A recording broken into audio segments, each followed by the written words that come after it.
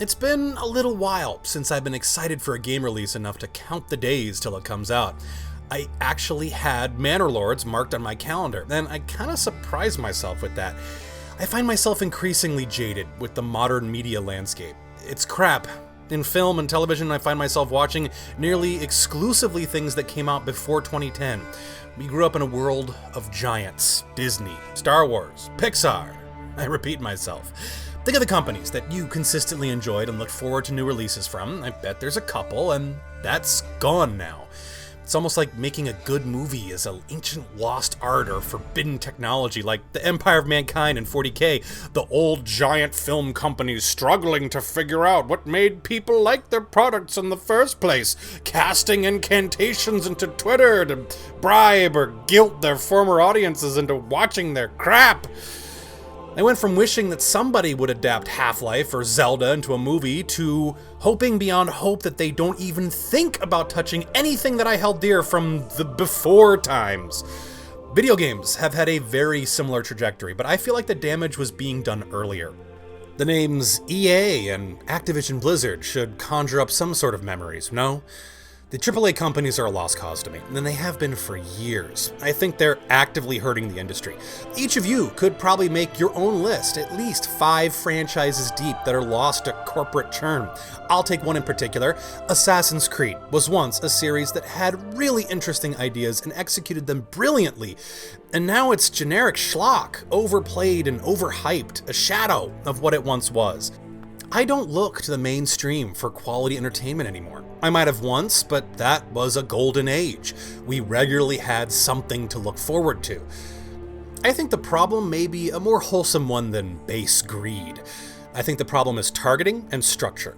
When I say indie studio, I mean a company that isn't publicly traded with shareholders or doesn't have large investors or doesn't need either of those things. Corporate game studios do have those things, and that means they have an external incentive. They need to make consistent profit for their shareholders or investors. This is how they survive and guarantee everyone working at these studios has a job in 5 years, presuming they don't decide to randomly lay everybody off. This means that corporate studios have to target money, and these people are good at hitting the targets they're aiming for. And I don't think there's a problem with wanting to make money off your game. The problem is that your goal itself is to make money, which they do, rather than that being the outcome of making something cool, which a lot of times they miss entirely. Indie developers are in a better position to start with make something cool. Their employees are either just themselves or a small team. They don't have all those external pressures, the jobs of hundreds or thousands of people riding on make money, or even worse, calls from shareholders or large investors saying, "So, you gonna make money anytime soon?" So the indie developers can start out with make something cool. Mountain Blade's core is making a first-person melee combat game that integrates mounted combat with a mercenary company / kingdom building metagame. Introversion made a 90s hacking sim and then a funky environment-based RTS, then a fully featured prison simulator. Factorio creates a factory automation sim on a hostile alien planet. These games all start with a core idea and build from there, overcoming challenges on the way. These are not mainstream, big money-making, easy-win genres. First-person shooters, third-person adventure games, sports games. These are where the big money is, and let's not even approach where the actual big money is. Mobile RPGs with whale elements. Manor Lords doesn't necessarily set out to solve a problem. I think Greg wanted to make the city simulator he always wanted. There is a challenge that Manor Lords is taking on, though, and it's one that City Sims have had for a long time, one of the last challenges. City Sims still have problems capturing both a macro and a micro perspective. The promise that a lot of City Sims project is one of scale. You'll have a massive, growing empire, economy, and trade routes, wars maybe, and you can still zoom into one of your cities and watch dogs chasing each other on the street and drunks peeing in the alleys. The problem with games that try to do everything at both a macro and micro scale is that as a human being playing a computer game, You can't manually organize an empire from the dust particle level. It's an incredibly cool idea to have something like SimCity where everything is controllable on the level of the Sims, but it's a logistical nightmare when it comes to actually controlling everything and to the computing power and agent AI necessary to actually run such a simulation. SimCity 2013's biggest problem is that they weren't upfront about having to set themselves such limits and ended up taking shortcuts that didn't please anybody. From what it seemed, Manor Lords was going to be a sort of Banished 2.0, early focus on survival, mid-game focus on logistics, and a late-game focus on state building, and rare for games of its type, Total War-style combat. In short, it's ambitious, and it quietly sneaks up on the macro-micro problem rather than trying to take it head-on. Starting off a campaign, it's clear that Lords does set limits for itself. The base unit isn't the individual, it's the family. You're not controlling individual peasants, you're controlling groups of them at a time, as families. As a simplification conceit, this is pretty good. A lot of medieval societies did have families that specialize in a single task, a family of bread makers or blacksmiths, for example. So, starting with 5 families, you have to conquer the wilderness. So you set these intrepid peasants out to gather timber with the help of an oxen or two, required to haul logs, build some houses, and gather some berries and meat from the forest before the winter comes. Assuming you can do this successfully, you have the seed for a little village and enough resources to make a couple of basic decisions. One of the cool things about Manor Lords is that everything is multi-use. Nothing goes to waste. The peasant's house itself combines a number of basic functions, and even early on, you can specialize them. You set one family to have a small garden, or chickens to increase food diversity and security, or goats so you can produce hides to make clothing and either fulfill your burgage's clothing desire or potentially strengthen your budding economy. Each of those decisions take coin, which is a very limited resource early on. Later in development, your burgages can become artisan studios, allowing you to manufacture more complex and necessary items. The plots for most of these buildings are flexible, at least during the planning phase, so you can make the same peasant neighborhood into a grid of apartments or into a more sprawling garden. Plots with acreage are more valuable in the early game, where each individual item of food is more valuable, and a more grid-like neighborhood with less yard space helps you pack more families into the effective range of churches and markets and makes later game logistics easier as you grow into a township. These decisions have meaning and a practical reason to choose either one, as well as aesthetic value. Another example of Manor Lords bridging that gap. Once you get past the initial don't starve period, the game settles into a little bit more of a standard city building phase. I didn't have too much issue surviving most of the hurdles the game had on normal difficulty, but it's a little closer to the wire on harder difficulties, which are all granular via options. There's always this split in taste in city builders between economic and logistic difficulty versus just enjoying building and watching this complex system work. Lords can fall anywhere between the two depending on how you set the options, and I find that extremely valuable. I wish more city games had that. Mechanical instability might be a reason for that, but I'll get to that later. Going back to building in Lords, there are some things you'll want to be central to your village, like a marketplace, perhaps a church or processing buildings, certainly a well, but more important than the buildings are the people operating them. You will very rarely have just enough people to do everything that needs getting done, and your peasant assignment has to be flexible depending on your needs. Your peasants can haul most things, but not all things, and not a lot at once. Oxen are needed to move unprocessed logs. Perhaps you assign a family to haul full-time so that new buildings are built more efficiently. You'll need a family assigned to getting food from the wilderness, possibly with the help of little owls. The early economy needs to be started up, the firewood needs to be chopped, and only families that don't have any other tasks can construct new buildings. In the very early game, each individual family is precious, and you have to manage them very carefully in order to carve out a little space in the wild for everybody to get comfortable. Again, usually swapping people over from task to task to balance your stocks, and depending on the weather or season. You can't farm in the winter, so you might as well have them doing something else. Once the peasant happiness gets significantly over 50%, you start attracting new families. So that's your goal. You need more families, more labor, more slaves. Yes, I said it. What do you call people that don't earn meaningful currency when you control every aspect of their lives? Well, they're not sad slaves, they're really well taken care of, but you are managing every aspect of their lives, and they don't really have freedom. They don't need freedom. Anyway, The more families you have, the more their needs are going to expand. Maybe gathering berries from the prairies isn't going to cut it. You need to build farms, and you need to build them on fertile land. I hope you have some of that, and you'll need some mills if you want to make flour or bread, or stills to make alcohol.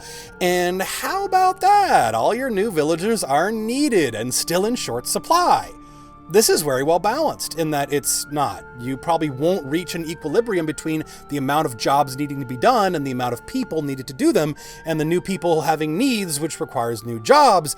And even if you do reach an equilibrium, Manor Lords still hasn't unveiled its third and final form. It's about time you get comfortable in your little barony. You start attracting the attention of the gamer's greatest and most persistent enemy: other people. There are other little lordlets who have taken an interest in these lands, and gee, that's a nice village you built there. Shame if I laid claim to all of the land around it, and then sent in men with torches to burn it down. That would be a shame. I would never do that. Well, not all of it. I'm already doing the first part. I won't burn your village down out of spite. But I sure am laying claim to all the land around you. Just ignore my hungry looks at your vast tracts of land. No, I'm not drooling. I have a condition. That whole army of mercenaries I just marched to your border also has a condition. A restless limb syndrome, I think. Just don't get too close to their sword arms. I'm not invading you. I'm not invading you. I'm not invading you. Why are you so upset? I think it's you who has the problem. Don't worry. You can still be helpful to me and my empire. Yeah, you'll need an army. Really, this whole time, you've been incentivized to build at least a little army, because all this time, there have been roaming bandits that settle down near your town and they habitually steal from you. Aside from swatting the gnats that pester you, the bandit camps hold even more incentive. Once you have a militia, you can march them down to the bandit camps, and once you beat the crap out of them, you can get their horde. Their horde often has supplies and, more importantly, gold, which you really don't have access to prior to trade, which is an uphill proposition in the early game. With all that extra gold, think of how many chickens you could buy. The downside to raiding bandit camps is that cool thing that Manor Lords does. Nothing is wasted. Your villagers themselves will be the individual troops in your militia, so that if they die, you'll be out villagers.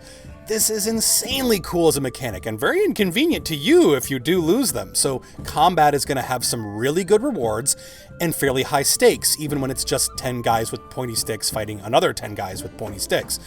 This is how Manor Lords consolidates the micro with the macro. Your villagers are your individual units, both economically and militarily. They're flexible enough to be put anywhere, but most valuable when you specialize them. Your village overall will have to expand in order to confront growing external threats and to reap the rewards of countering them. Your army will have to grow to a larger size out of need, but you also need all of those villagers in the village, making things and building things. Manor Lords applies tension throughout the entire city building process, where some city builders become slack, usually in the mid to late game. Oh, I have a mid-sized city, what now? And to a certain extent, just playing it to make the number go up. Manor Lords always has goals strung in between two opposites. At each and every stage, you're dealing primarily with one unit, the family. This is consistent no matter how big your town gets or how many towns you build, you still need to focus on the family. To beat the opposing lord or to fulfill some of the victory conditions for some of the scenarios, you have to expand. To expand into other regions, you have to raise enough money and influence to claim another plot of land and send an expedition out. Once you do, the new settlers, 5 families, don't have direct access to your primary economic engine. You can barter with them, but they have to have something to trade in return, and it's quantity limited. New settlements are sort of a new game plus, and I like this model a whole lot too. You can try building a new little village with all the experience you gained building the last one, and that new village has a little kick in the pants from your main settlements and a new goal of improving your overall economy. Once you get these new regions started, they can contribute to the whole, specialize maybe into something the other regions lack, like arable land or strategic items. The military phase is where Manor Lords needs the most work, but this is the joy of watching an early access game get steadily worked on. A couple of months ago, the balance for the military campaign was straight up broken. At standard difficulty, the imposing lord is pretty chill, fairly slow to advance, and in my normal campaign, I was able to build a pretty good snowball before he even started becoming a threat. A good neighbor. At difficult, the enemy lord swaps his pipeweed for methamphetamine. This guy zerged his claims so that he had 3 territories before I was even in summer in the 2nd year, and he did it with forces you can't possibly counter with what militia your economy can support by year 1.5 or even 2. No way. The only way I saw out of this was to exploit the AI, settle the claim on the battlefield, run out the clock, and then try to settle with cash. The opposing lord's brain is still in early access, so he doesn't know how to settle with cash. So he refuses, but withdraws his forces anyways. In the current build, the balance is a little less kittywampus. The opposing lord's territory claims are decreased in number, and I think the number of troops he can field in the early game have been capped. The military phase isn't the primary focus of Manor Lords, so having the enemy lord be not such an overwhelming threat is appropriate. Aside from ambient starvation, the opposing lord is the only major threat in the current build of the game, but I look forward to the game's menagerie of calamities increasing as the game gets closer to going gold. Assuming Manor Lord's scope is just this, 5 little counties in an overall region with a squabbling rival or two, I think it would be enough. It could be cool, perhaps, to have the game's scope progress past that, maybe some sort of kingdom scale management, but the scope of the game as it is now is very appropriate. A lot of games suffer from feature creep. Manor Lords isn't one of them. It's concise, and it knows what it wants to do. Like I said before, what I see a lot of modern city builders trying to accomplish is a simulation that is impressive on the small and the large scale. This micro-macro synergy is a goal, I think, that's going to be at the forefront of city sim development for a good long while. It's an interesting and complex challenge, and I don't think just adding scale can solve it.